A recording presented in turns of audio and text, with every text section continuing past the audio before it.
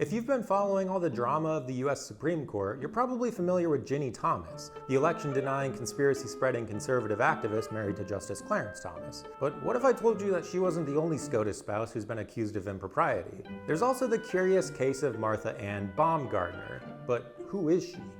I just feel that I understand them and want to help as much as possible. You might know her better as Martha-Ann Alito, wife of right-wing Justice Samuel Alito. The Alitos largely stayed out of the national spotlight until 2005, when former President George W. Bush nominated then Circuit Judge Alito to replace Sandra Day O'Connor on the U.S.'s highest court. During her husband's confirmation hearings, Martha found herself in the middle of a media frenzy. Amid a round of softball questions, a younger but no less sleazy Senator, Lindsey Graham, asked Alito, incredulously, if his membership in a controversial Princeton club, which campaigned against the admittance of female students to the school, meant that the future author of the decision that would destroy Roe v. Wade might have a slight problem with women. Are you really a closet bigot? I'm not any kind of a bigot. No, sir, you're not. If you watch closely, you can see Martha getting up and leaving. Apparently, the remark made her burst into tears, which prompted a minor scandal about mean old Democrats bullying poor, innocent potential Supreme Court justices. Sound familiar?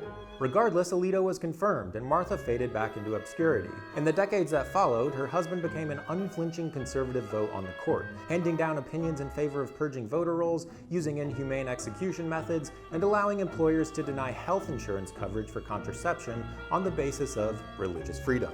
After former President Donald Trump and Senator Mitch McConnell secured a conservative majority on the Supreme Court, one that will last a generation, Alito wasted no time fulfilling his lifelong mission of destroying the right to abortion access. His decision in Dobbs v. Jackson was controversial even before it became official, thanks to a draft of it leaking to the press. That then sparked peaceful protests at the home he shared with Martha. 1 year later, revelations about some of the Supreme Court justices' relationships with the conservative billionaire donors have come to light. Much of them involve Justice Thomas and his extravagant vacations, but a recent investigation found that Justice Alito also took advantage of a right-wing billionaire's generosity and never disclosed it, even on the numerous occasions when the hedge fund run by said billionaire went before the court.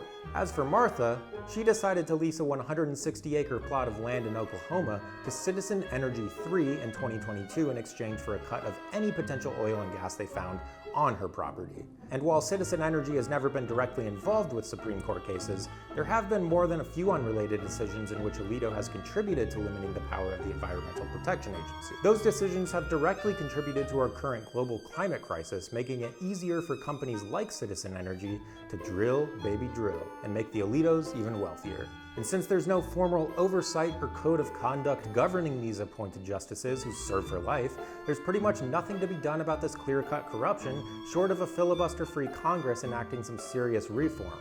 And I wouldn't hold my breath on that happening anytime soon.